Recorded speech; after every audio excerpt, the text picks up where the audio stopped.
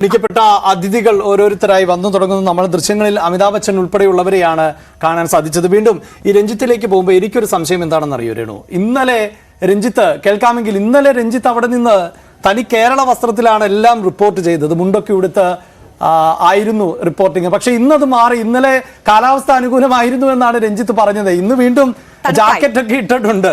അപ്പോൾ എന്താണ് അവിടുത്തെ ഒരു കാലാവസ്ഥ, ഇപ്പോഴത്തെ സാഹചര്യം?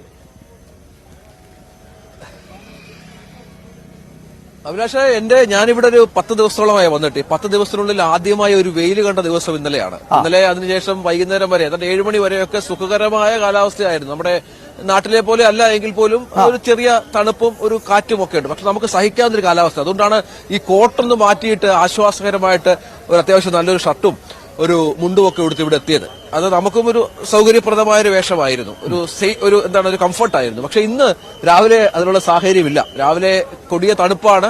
രാവിലെ നമ്മൾ 6:30 ആയപ്പോൾ ഇവിടെ എത്തിയപ്പോൾ തന്നെ നമ്മൾ കൈയും കാലും ഒക്കെ വിറച്ചാണ് എത്തിയത്. പക്ഷെ ഒരു കോട്ട് മാത്രം, ഇന്നലെയൊക്കെ 2 കോട്ടാണ് ഞാൻ ഉപയോഗിച്ചത്. ഇന്ന് തൽക്കാലം ഒരു കോട്ട് ഇട്ട് നിൽക്കുന്നു. പക്ഷെ ഇന്ന് മാറുമ്പോൾ, സാഹചര്യം മാറുമ്പോൾ, സമയം അങ്ങോട്ട് പോകുമ്പോൾ കുറച്ചൊരു വ്യത്യാസം തോന്നുന്നുണ്ട്. തണുപ്പൊക്കെ കാര്യമായിട്ട് കുറയുന്നുണ്ട്. കുറഞ്ഞതായി ദൃശ്യങ്ങളിലില്ല. എന്തായാലും പ്രശാന്ത് കവർ ചെയ്യുന്ന ദൃശ്യങ്ങളെല്ലാം വളരെ വ്യക്തമാണ്. മഞ്ഞിന്റെ പ്രശ്നമില്ല. അതാണ് ഇല്ല, ഇന്നിപ്പോൾ മഞ്ഞ് വീഴ്ചയില്ല, തണുപ്പിന്റെ ഒരു പ്രശ്നം മാത്രമേ ഉള്ളൂ. അപ്പൊ കുറച്ചുകൂടെ കഴിയുമ്പോൾ മുണ്ടൊക്കെ ഒന്ന് എടുക്കാമെന്ന് പ്രതീക്ഷിക്കുന്നു. കാരണം കാലാവസ്ഥ ഒന്ന് വ്യത്യാസം വന്നു കഴിഞ്ഞാൽ മുണ്ടൊക്കെ എടുത്ത് റിപ്പോർട്ട് ചെയ്യാമെന്ന് വിചാരിക്കുന്നു. ഏതായാലും അയോധ്യ അതിന്റെ പൂർണ്ണ അർത്ഥത്തിൽ തയ്യാറെടുത്തിരിക്കുകയാണ്. വിശിഷ്ട അതിഥികൾ ഇപ്പോൾ ഈ ക്ഷേത്രത്തിനുള്ളിലേക്ക് പ്രവേശിക്കുന്ന ദൃശ്യങ്ങൾ നമുക്ക് കാണാം. അയോധ്യ നഗരത്തിൽ 13,000-ഓളം പോലീസ് സേനാംഗങ്ങളാണ്. ബോംബ് സ്ക്വാഡുകൾ, ഡോഗ് സ്ക്വാഡുകൾ, ദേശീയ ദുരന്ത നിവാരണ അതോറിറ്റി, സംസ്ഥാന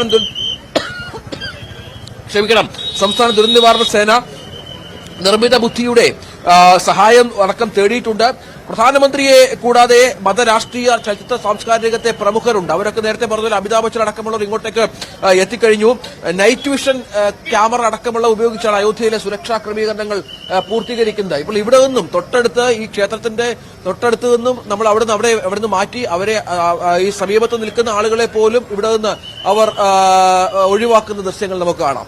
ഇത്തരത്തിലാണ് ഇവിടുത്തെ കാര്യങ്ങൾ. പൂർണ്ണമായും പോലീസ് കാര്യങ്ങൾ നിയന്ത്രിക്കുന്നു. കാരണം പ്രധാനമന്ത്രിക്ക് പഴുതടച്ച സുരക്ഷാ സംവിധാനങ്ങൾ ഏർപ്പെടുത്തേണ്ട പശ്ചാത്തലമുണ്ട്.